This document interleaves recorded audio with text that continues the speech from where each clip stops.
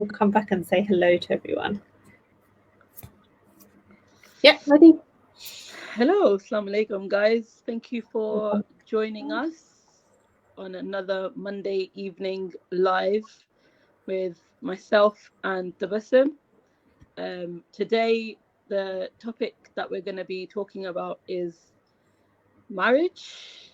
Not sure if one part's enough. Yeah, might need a few. See how we go. So the reason we wanted to do this topic really was because a lot of the time myself and Tabassum get a lot of clients around. Initially they come to us for these reasons around marriage and marriage issues. A small disclaimer, this is not a talk around if you are in an abusive marriage or anything of that extreme. This is more around the everyday problems that occur and the common issues that occur between couples and kind of how to deal with them, or our take on them around husband and wife issues. Yes. Not the major things such as abuse and narcissistic abuse, any of that, physical abuse, emotional abuse, mental abuse, any of that. If that's your problem, then this is not the video for you. Yeah, definitely. Yeah. So to begin with, I think let's talk about maybe our own journeys and how we are still on the journey, quite far ahead, alhamdulillah. But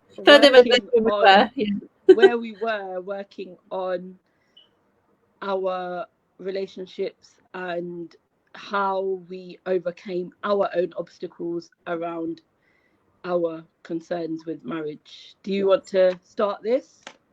Yeah, why not? Really key thing I want to mention here is initially when I opted for coaching and decided to reach out for coaching, one of the biggest things was not me. It wasn't me that needed fixing. It was my husband that needed fixing. Everything that he did was wrong, and I just couldn't understand why he couldn't understand me, and lots of other things like that kept on coming up. Not just him, but like with everybody in my life, there was something wrong with everybody else apart from me. So it was a big journey to even start looking at myself.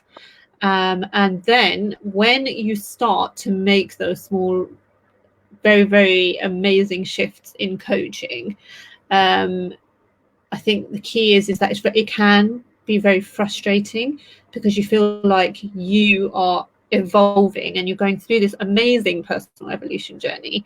One, you feel like nobody's even noticing, not even your spouse, which is really interesting.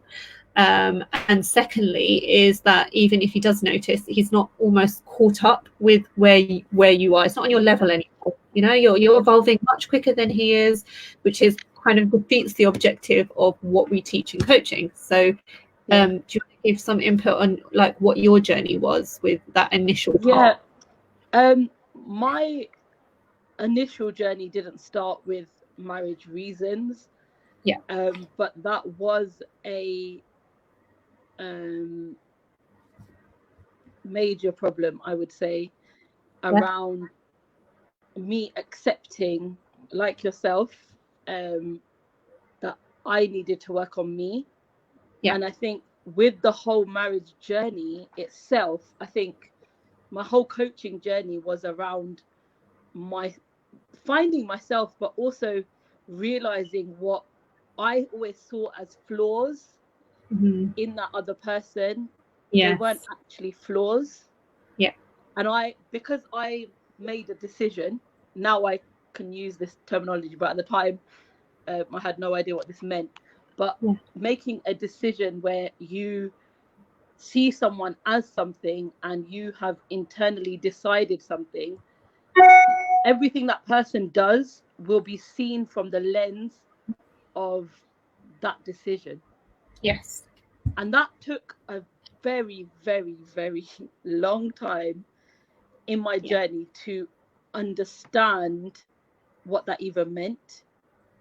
Because I think a lot of what I find is a lot of women come to me when they start to see the effect of it on their children. Yeah. And I think it maybe when they're 3 or 4 upwards, but really Right. even 10 to 11, really. But I think what I didn't really realize, and what I always try to explain to my clients, is that it's your whole life really that has built up a domino effect, Yeah. to get to what you're seeing in this person today. Yeah, that's interesting, because that's the whole perception is projection thing, right? Yeah. So we only perceive in others the flaws that we know, or the filters that we have in our own mind. Yeah, and that we probably don't see in ourselves. In our own selves, yeah. Yeah, and with a lot of the things, like in my own personal journey, it was very much, but why do I have to do it? Yeah. Why is that me? Why do Yeah. I have to be like this? Why do I have to make the effort? And really everything became like, why me? Mm-hmm. And why is it that I have to make these changes? But actually they weren't just there to change my marriage. They were there to change everything around me, and including myself.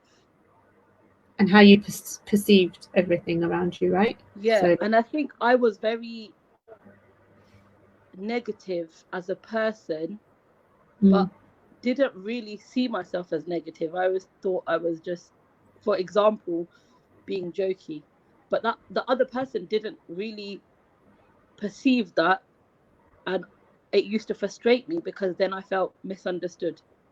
yeah. But actually I never looked within myself on that level to see what I was doing that was affecting the other person. Yeah. And just for a moment, let's talk about the labels that your spouse gets given. So, I mean, I've just seen an amazing post by somebody else that was on training with us, and he was talking about labels, and how, you know, like he was labeled as an energetic, angry child, and therefore like his initial reaction or response to anything would be anger, because that's how he'd been raised. Now, when I was married to my husband, and a lot of the things I used to hear about him in the very early days is that he's really lazy. Now this is the perception that other people had of him. But one of the things that I think has been the best thing about him, one of his flaws that I appreciate, is his laziness. Because had he been as, and I'm not going to say highly strung as me, but as stressed out as I can get with certain situations, it would have been a pressure pot for disaster. I mean, literally, that would have just been, the two of us would have just been a very volatile chemical reaction. The fact that he is the way he is really balances, and it balances my temperament, balances me when it comes to love languages, you know, just really opens my mind in a particular way. And I think my whole life I have an amazing dad as a role model, and I always looked for him in people. And even I remember saying to our coach once that, you know, I just wish he was more like my dad. And she actually questioned that and said, you know, your mum is what your dad needs. He's not what you need. You need what the flaws and the benefits what you've been given. Yeah, because obviously my dad has his flaws, and that's also something that my mum can handle and is happy to take on, because they have a relationship. And it was really interesting to see things that way, and it really changed my perception. Yeah, and I think that is a key point, because we grow up especially with Asians, I think a lot of the time in our culture, we grow up in particular households, particular traditions, and particular thought processes, which naturally, and I think we've done it, and I think a lot of other women do it, where they expect in their minds, maybe they don't vocalize it, but because it's innate within us, and we have been brought up like that, and that's how things are, it becomes very normal to want that from the person that you marry. Yeah. And I think a lot of the time it is about clearing your childhood filters, because I had a client who 100%. when I spoke to her, she actually couldn't remember initially even what her childhood was like.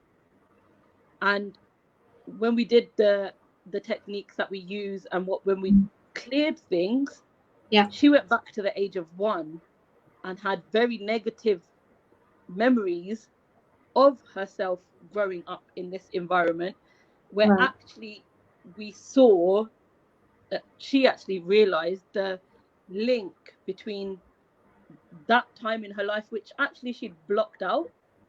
Wow. And said when we initially just talked about it linguistically, she couldn't remember anything.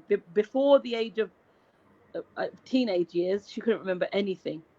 But actually, when we went deeper and deeper, she actually said herself, I'm living my parents' marriage. Yeah. Yeah. And a 100%. lot of the time, I think we do carry certain things in us, men and women, not just men, and not just women, but we do carry certain things within us that we do carry on. And they may have worked positively for that time in our life. Yeah. Up until this point, you know. Up until the point of where you are actually looked at not as a daughter, not as a sister, not as a niece, not as any of those relationships, but actually as an individual person. Yeah. 100%. Yeah. As a holistic person, yeah. Yeah, and that is very deep when you strip everything away from you. Yeah. So do you know what's really interesting? A lot of people have started recently asking me, clients especially, about the love languages and how that really helps and doesn't help when it comes to relationships. So I've only recently started incorporating this after speaking with you quite a bit about it, and taking some lessons and some courses around this. But really, really interesting how love languages can actually impact your marriage, and the benefit of knowing them. And not knowing them obviously is becoming a bigger issue. But particularly what I found was that people don't know what their own love language is, let alone their spouses. They're very reluctant to ask their spouses. There's always an assumption involved where people will say, "Oh no, I think he likes this because he likes most men like physical touch." That's what I feel. And actually, a lot of men love things like acts of service, words of affirmation, really, really important things to them, and they mean different things to different people. So actually, certain things that you say to certain people are very, very different. Like if your spouse's was words of affirmation, mine was, they'd be different. They'd still be different. They'd need things from us, right? So can you expand on that in your area of expertise? Because I know you actually introduced me to love languages. Yeah, I think love language is an amazing thing to do first for yourself. Yeah. Even if you are in a relationship, in a marriage, and to do it with yourself first, and to give yourself that whatever comes up, whatever the result is, to first fill your own cup with that. Yes. And marriage, in my opinion, marriage should be not there to fill you or to replace something or to give you things that you're missing and not willing to find in yourself. Yeah. It's a compliment to you. Yeah. But isn't that what most women get into marriage for? They're literally, it's half my deen, or it's half, he's going to be everything I'm looking for. But actually, everything you're looking for should be within yourself. It's within you, And it's an extension almost. And in our religion, like the whole meaning of nikah is the relationship side of things. But to give yourself what you need is also your responsibility. Yeah. On yourself first, to really look at.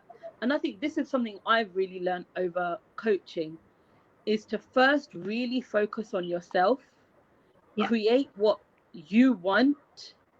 And love languages is a massive beginning to that, I would say. Yeah. Where you can learn more about yourself and to know what you want. Learn what you want, then do it. I always give it to my clients to do with their spouses. Yeah. But really, the most important thing is to, whatever result you come up with, is to find it in yourself first, and then give what you're, because you, as we have learned through this journey, to give, you have to give from a full cup, or a cup that is filling, and working on yourself constantly, because coaching is a lifetime journey, not, you know, a 2 or 3 week thing. So really, to work on yourself consistently is to work on your marriage. Yes. Because it's very easy, we can very easily say, oh, but he doesn't or she doesn't do this. But actually, do you do it in, maybe in other ways? It might not be in the same way, but do you do it? Do you do it for yourself? Is that coming from a place of need, or is it coming from a place of want? Yes. Because as we know, when you need something, I was just gonna say, you're waiting a very long time to get it. And it's the need that actually detracts away from you. It repels everything. I need my partner to be like this. I need for him to do this. And it's fine when you have got yourself there to want everything that you want. There's nothing wrong with, within reason, whatever you are wanting. But the key is, in any relationship, to work on yourself first. And I think especially when it comes to children, I find that there's a lot of, we don't really realize what is impacting them and how much it's impacting them and what they're actually really seeing. Because we're so engulfed, and I think we've been there. We're so engulfed in how we believe things should be, that actually they're seeing their own CCTV images back, as I always say. And I think this is the key thing to talk about as well. Like, although we're coaches, life still happens to us. We're still in marriages. Our spouses are not they don't have that level of self-development, although they are both in self-development in some form. And it's not an easy ride, as in, like, just because you're a coach, everything's not fixed all of a sudden, or everything's perfect. You're dealing with things daily. But the thing is that once you have those skills to learn to deal with things differently, it becomes less, I don't want to say less difficult, but it becomes easier to figure out where it is. I think what happens is we always default now back to ourselves, rather than to somebody else. Oh, so and so came over, his mood changed, now he's like this and I don't like this, or he didn't do this for me and I don't like it, or he said this, why did he say it? And I think one of the questions we had was how to focus on other areas of your life when your husband isn't cooperating. And do you want to answer that, or do you want me to answer it? We'll both give it a go. Why not? Because we've both got experience in this. Actually, it's really quite funny, quite amusing.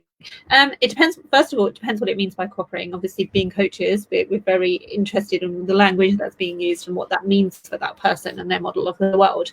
But when they're not cooperating, is to just continue mainly on your path. Some amazing tips that I've learned from coaching, being coached, speaking with yourself, is to sit down and actually have a regular time, or kind of like a weekly meeting, a boardroom. It doesn't have to be weekly if it's too much. Do fortnightly, monthly, whatever works for you. Having a point where you come and sit down and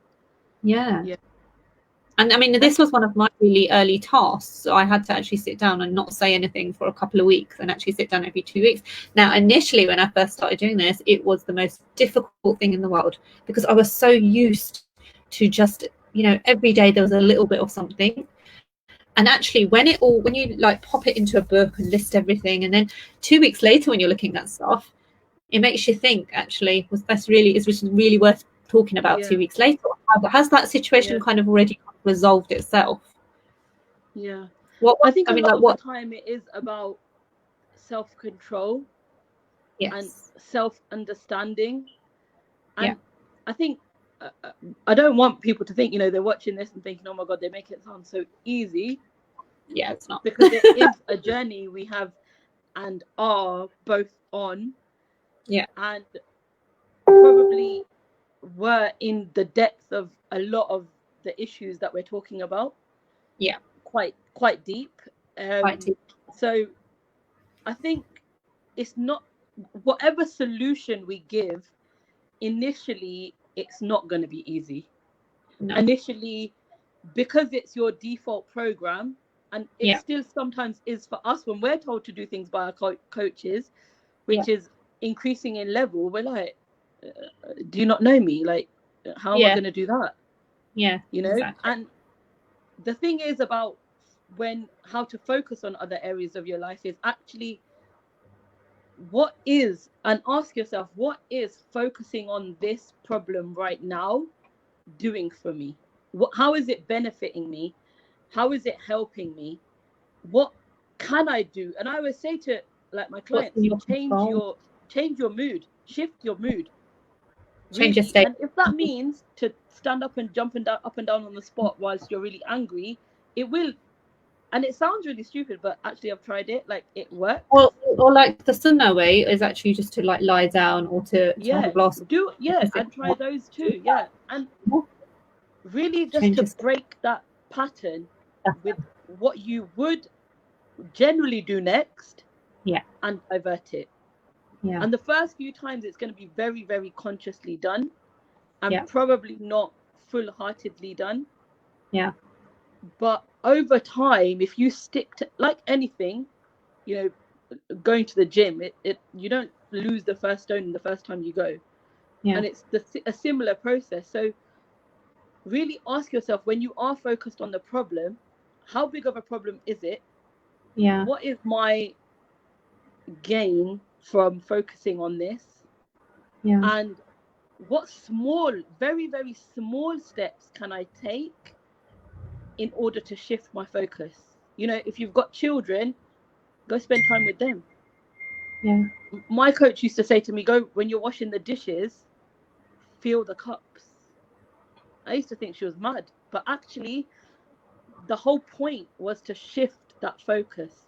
Yeah. Because like you said, when you come back to something, it's never really always, and if it is, then you address it, obviously, but it's most of the time it's not always as severe as that first instant reaction. Yeah. And I think that's the thing. I think a lot of people think when they first start doing this is going to be too hard, too difficult, and it's not as easy. Like I said, we're saying that it's very easy being through the process ourselves. It's not easy. Really. But it is the pattern interrupt, and it is something. I have a lot of women say, oh, but if I start doing that, then it's like he's getting away with it. It's like he's getting away with what, like getting you away with. You say that a lot too. Yeah. I get a reflection of. I'm getting a reflection of my life, which is great. But it's great. It's a great lesson, because actually you sit there and think, okay, if you let it go once or twice, it's not gonna be passed as, oh yeah, it's okay to do that. Sitting down in a calm. And the other thing is, why are you getting emotional? What's triggering you? Like sitting down in a calm. Going back to your own roots. Yeah, and actually sitting down and discussing something is completely different to actually being triggered and actually reacting in a way that's making you angry, upset, in tears. What is it? What are those emotions actually bringing up for you? What old situation are those emotions bringing up for you? And when my clients always say, oh, it makes me really angry, actually, anger's a very big, I don't know if anyone's seen the anger iceberg, but actually anger's the tip, and there's so many emotions under that. So really pinpoint what emotion it's bringing up for you. And you will notice, like we did, the pattern of what emotion is coming up every time. Yeah. Do we have any questions or comments on the... So somebody said, so what I want him to say to me, I should say it to him. Hey, beautiful, looking very pretty today. Absolutely. Yeah. Absolutely. 100%. Whoever wrote that has got it to the T. Yeah. So be who you want that person to be in order to get what you want. Yeah. And that doesn't mean to do it once. Yeah. But to actually make it your norm to give that person what they need. Because when their love language, when their emotion, when their feelings are fulfilled, 9 times out of 10, they're going to see that change and give back naturally. Yeah. Placidity in an individual is often perceived as laziness, which is a shame because being of a calm nature is a rare blessing. I think once you've heard the term lazy, it's seen as a negative, so it's a negation. So I think what the problem is with that is the connection that's made with that word. It then becomes, oh, that person, if they're not taking action in certain areas, but whatever, it also all of a sudden it's that negative word that comes up. So absolutely, so you could reframe that and say, oh, my husband is so calm and amazing, and it just changes everything, doesn't it? Just the way that your whole mood changes, right? When you're angry and you're saying, oh, he's lazy, he doesn't do this, he doesn't do that. And another thing is, slightly off topic, but actually keep going. I'm just going to a lot of the time we don't make it clear what we actually want from that person. Yeah. And they don't actually know what to expect. Yeah. Sorry? They're not mind readers. Yeah, and to actually make clear when you're calm, what you do actually want, and not to make it an expectation, but to actually put it across that this is what I would like. But that comes with, firstly, giving what that person wants. So if anybody is going through these kind of problems that we are talking about, the first thing I would say is to actually sit down and do the love language test. Yeah. If you can, for yourself, to see what you need. Get a friend or get somebody to ask you those questions and you answer them, and see what comes up, and actually get your partner to do them and vocalize what you want from them. Yeah. But before you take even that step, what of those things that you need or want can you give yourself? What are you, if you want them to buy you gifts, for example, or you want them to take you out, or you want them to make an effort, where are you on that journey with yourself? Yeah. And I think a lot of the time we don't do that. And like you said, they're not mind readers. Yeah. And to really have these meetings or sit downs or whatever you want to call them, even meetings sometimes can have a bit of a weird thingy to it. So whatever you want to call them, just sit down and actually openly vocalize what you want from each other on a day-to-day basis. I've even said to some people, make a tick list. If that helps you to mentally get into a pattern, do it. Yeah. And another question that we had was, they're quite similar, all of them. How do you stay calm when you disagree over something, even when they may be wrong? If we can work backwards with this, what's wrong? Yeah, what's wrong and what's right in that situation? Yeah. Can their wrong be a right? Yeah.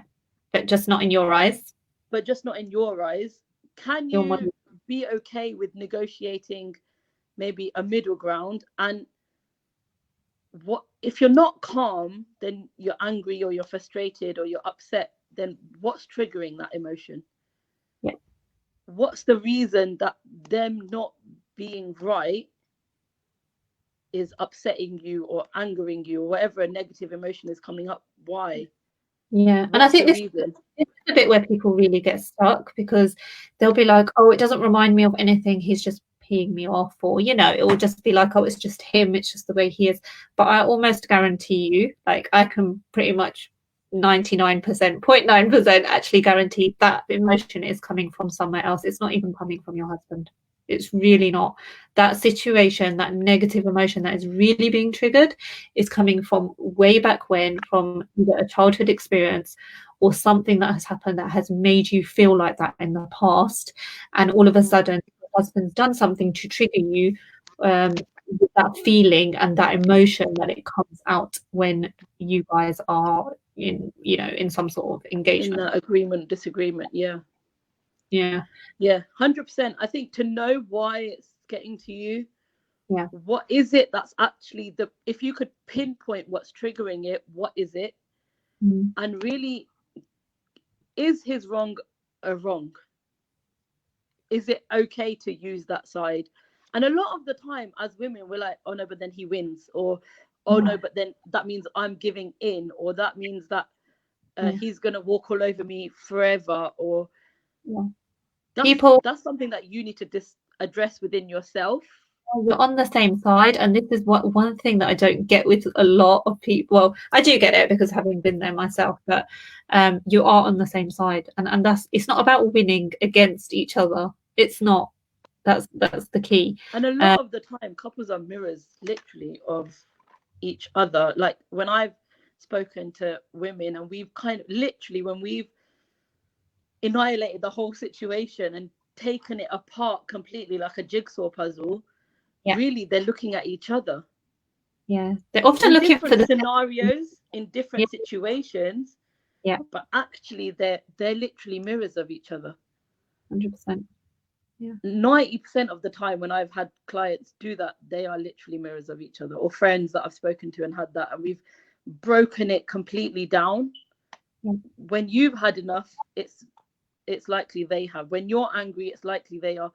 When you are, a lot of the time it's between children, the marriage issues start. But actually, even that, you want the same thing for them. Just again, coming back to this question, is their way wrong? And I think the massive thing is, in front of children, when it comes to, it's key that you are 99% of the time united in what you disagree and agree on. Try not to disagree with the children. Something and if you can have healthy disagreements and healthy conversations, but really, what are they seeing from a 5-year-old's point of view or a 4-year-old's point of view? And like I had a client that she was saying that her husband and wife were talking about money, and they were disagreeing on something, and then she was walking her child to school, and her child said to her that if you need money, you can use money from my money box.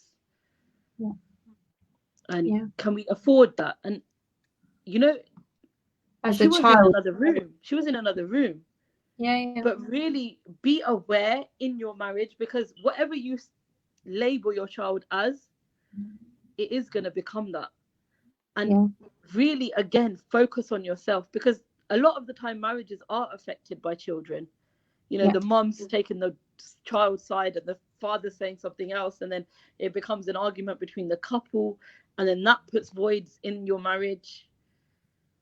But ultimately, really look at yourself, 100%. Focus on yourself, be very brutal with yourself, and very open to understanding that you also have faults, and to look at yourself and to really work on those faults, and from another person's point of view as well as your own as well. How does he see certain things you do? How does he see certain things you say? What you might find funny, he might not, but that doesn't mean that he's weird. He's not. Exactly.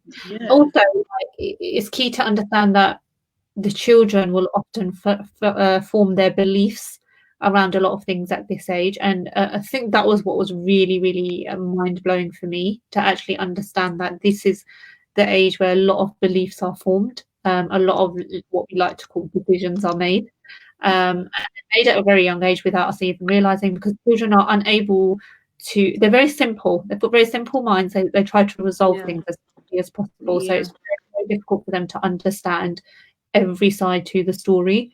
So it's very, very important to make sure that they're not getting impacted in that way. Like you said, healthy discussions, healthy debates, Yeah, really, there's really nothing good. wrong with that.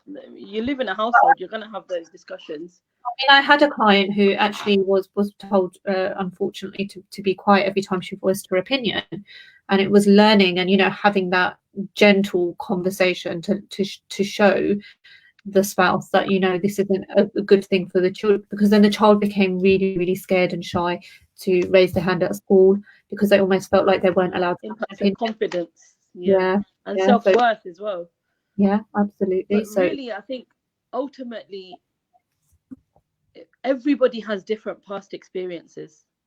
Your spouse, even if you live next door to you, is going to have had a different lifestyle, is going to have had different beliefs, is going to have had different upbringings and values. When we were talking to like our coach, and when she quite openly talks about her journey in her marriage and how they were from different countries, but really when it worked really when they became to understand themselves. And self-development doesn't have to, he might not be into coaching, he might not be into going on millions of courses and learning, and he might be into his religion, he might be into reading books, he might be into just watching things on YouTube. Everybody's self-development journey is different, and I think a lot of the time we forget how much we are formed by our childhoods, by our very, very young experiences.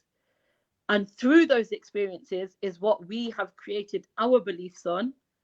And they are now today in the marriage that whatever we are in.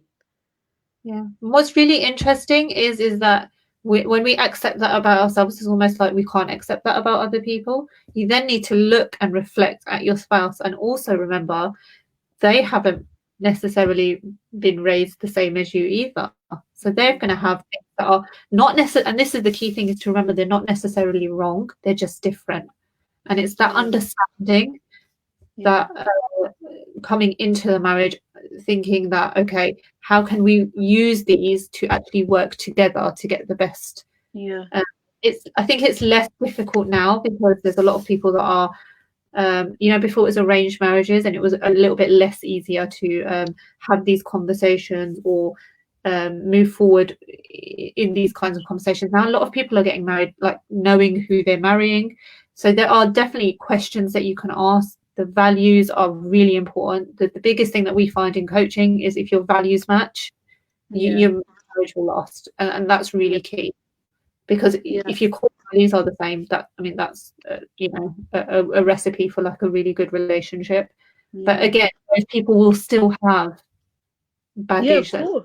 Of course. And it's key to work on yourself, and I think it's key to understand that everybody's background is going to be different. Everybody's model of what they see things as is going to be different. Their career, their education, their family life, their siblings, all that plays a massive part. Their financial life when they were younger, how their parents were with them, what the parents' expectations were, all these things do factor in. And that's why it's so important now to create that resilience in your own children, and to create that openness in your own children where they are, even at a young age, able to self-reflect, able to really work on themselves, able to understand that everybody's different, and to really spend more time looking at themselves, the right company that they keep, what you expose them to in terms of TV and internet. All of these create the person we are and the person our children will be tomorrow.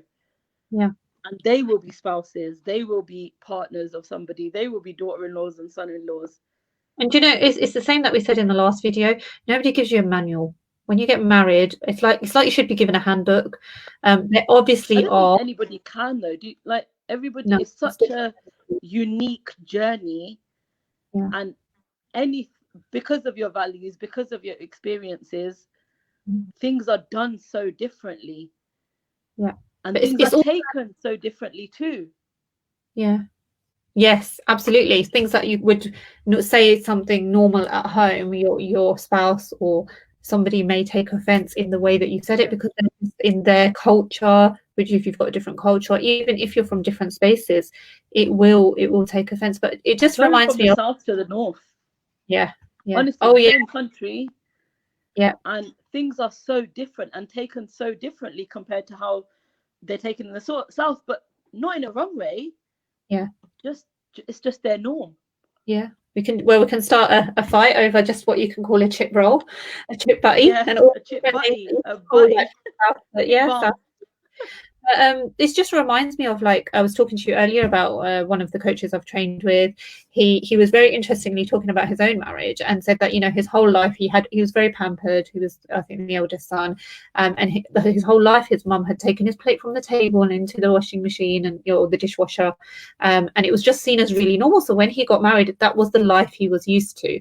Now, I remember him saying that when his wife got really frustrated, she was like, "Oh, you don't care about me. You can't even bring your dishes to the the sink." And he actually said, "Well, actually, it wasn't actually in my awareness, but it is now, and I'll take note of that." So sometimes for men, it's just bringing things into their awareness, because they're just not aware of those things. They've led very different lives. Unfortunately, there is gender differences in the way that we are raised, especially in our culture. So that needs to be there needs to be some amount of awareness of that, and just give them a chance by making them self-aware, and like pointing, or not pointing these out in a begrudging way to them, but just letting them know, okay, look, this is what I need from you. It's a small thing. Can you do it? Yeah, okay. And again, that probably goes back to love languages.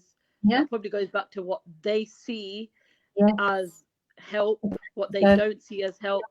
Some people want that household help, some yeah, women don't want it, and they're yeah, okay with it, and that's yeah, still okay. But really, when you come up with these arguments and these issues that are happening, if we really just stood back and reflected on ourselves a lot of the time, I'm not saying all of the time, it's yeah, not, I don't think it's possible all of the time, 100% of the time, that you will always have to do this and be able to do this. But yeah, even if, like, I've got a client, for example, and she had similar issues, and I just said to her, I said, take a step back, yeah, stop asking for it. And literally, she'll message me now, and she's like, oh, guess what? He said to me that, oh, he notices how much I'm doing, and he noticed. And I'm like, do you give him the chance? yeah, And it's not going to sometimes take a day, it's sometimes going to take a week, or it sometimes take a month. Be the ideal person you want to be, married or not married, kids or no kids. Be the ideal person you want to be. Spend time working on yourself, get the help that you need, and then by then your marriage will probably have 50% sorted itself out. it would have improved massively by then. Yeah. Yeah, And then the yeah, rest of it, hopefully, you can work on. yeah. But There's an amazing, everybody's journey, even to change, yeah, is different. yeah. And there's an amazing saying, isn't there, that, like, you don't just bring 50% of yourself to the marriage. Both parties need to give 100% to the marriage. It's Yeah, not like you come as an empty box, really. yeah, Have you read that poem about the marriage is an empty box, yeah, that was really and you good. fill it with and it's both ways, and You need what's to, got you here isn't yeah, necessarily going to get you there. yeah, So every goal requires different tasks and different changes. And yes, we've probably made it sound super easy, but oh, it's a journey that we've both been on, yeah, and we went to coaching because of, a lot of the time, and we took to really be pointed out. What we're telling you was pointed out to us, that yeah, really actually, okay, what about you? Okay, but what did you do, or what did you say, or what did that mean when you said this? And if you yeah, start really reflecting, a lot of the time, and like you said, going back and leaving it for a little while and actually writing it down instead of complaining about it, and yeah, coming back to it, and it means probably not what you wrote it as. yeah. Somebody 100%. asked for three productive tips to A help good way. your marriage Yes. flourish. Okay. Oh, what are my 3 tips? Um, definitely have an open communication. And again, I know this isn't always, it's less easy for some people, but I will say build on that. Just build on genuinely having an open communication and not complaining at the other person, not trying to comparing your marriages. Oh, this is a question I had for you, and it kind of fits in nicely with this one. But I hear a lot of women say, my husband will say, "Oh, but she's doing it next door. She's getting on with it, and she's doing this." And I can only imagine how heartbreaking that is to hear for some women. But genuinely, you're not in their situation, and they're not in your situation. So really, when they say that, just take that with a pinch of salt. They're seeing bits that they're picking out. Image, yeah. So less complaining is a great one. Have a book, write things down, and really assess whether after a week or so this needs to be spoken about. If it's not him doing the bed for one day, does that really need to be spoken about after a week if he's been doing the bed for the rest of the week? Because that's a really just minor one. But if it's something more important to you, definitely consider. And the way that you talk, consider each other's love languages and talk in a way that is going to benefit you both, because you're in this marriage together. You're in it because you want to be in it together, and you want the benefit and the fruits of it. So don't go at each other as if you're enemies. Just work together. So that's my 3 tips. What's yours? That was about 10, right? Not 3. Yeah, I can give 50. I would say definitely work on yourself. Yeah. And actually physically spend time sitting down and reflecting on your day, on what your day ahead is going to be, and at the end of the day, what your day has been, and really what you have done for yourself, regardless of what he's done, what he's not done, what you've actually done for you, to give you what you need.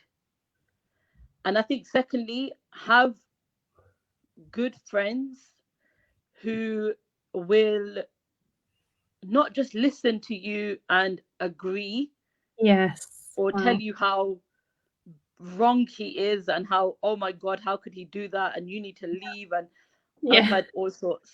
And really have someone that can say to you, actually, did you look at this side too? And I think number 3 would really be to be present in your own development, but also really reflect on the effect it is having on your children. And to be really aware of what they're picking up, and don't ever think they didn't see it, they don't hear it, or they don't understand, they're too young. That doesn't exist anymore. We were talking about something a couple of weeks ago, something that we weren't even sure that Yusha was in his awareness, and he asked me about it on the way to school, and I had no idea. He wasn't in the room when we were talking about it. So it was really interesting. Kids pick up on, and if they don't pick up on what you're actually physically talking about, they'll pick up on the vibe that you're giving to each other. And it's okay. This doesn't mean that you can't be angry, you can't be upset, you can't be frustrated, you can't. The emotion is not the problem. I always say this to my clients: the emotion isn't the problem, it's the way you process it, what you do about it, and what you do to change it. But first within yourself. Because the emotion is just a signal that we need to do something, right? That's just a sign for us. It's a sign, isn't it? It's like a siren going off, really, that actually something's triggered here. What are we going to do with it? And a lot, from what I've learned, until you do really get rid of the negative emotion around the root of the problem, it will, that saying that it will keep, the lessons will keep coming until you learn what it came to teach you. And really that for me, when I first saw that, was so profound, because it was like, what is this trying to teach me?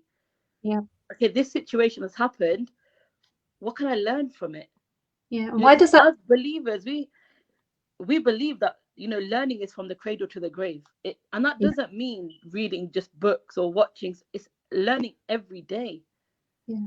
I was going to say, why does that lesson keep coming up? What is it that you've not learned? And sometimes that is even having boundaries yourself. Maybe you are doing too much, and there is a way that you learning to say no is a big or thing learning for a lot of people. I need your help with this, or I need you to be more involved in this is really key. Yeah. But I don't think we have more questions. Do you have any more? No. No, just no.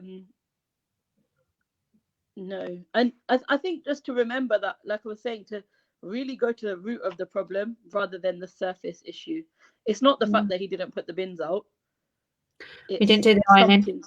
Yeah, or he didn't do the ironing, or he didn't do this for me today. It's far deeper than that. Yeah. You know, your disagreements go far deeper, and to find the depth of that problem, usually stemming from your childhood, usually stemming from something you've seen in your childhood. And this doesn't necessarily mean it has to have come from your parents. No. We grew up in very open households, you know, uncles, aunties, cousins, neighbors, playing on the streets, watching things. It could be filtered in from anywhere. It doesn't mean you had a rubbish childhood.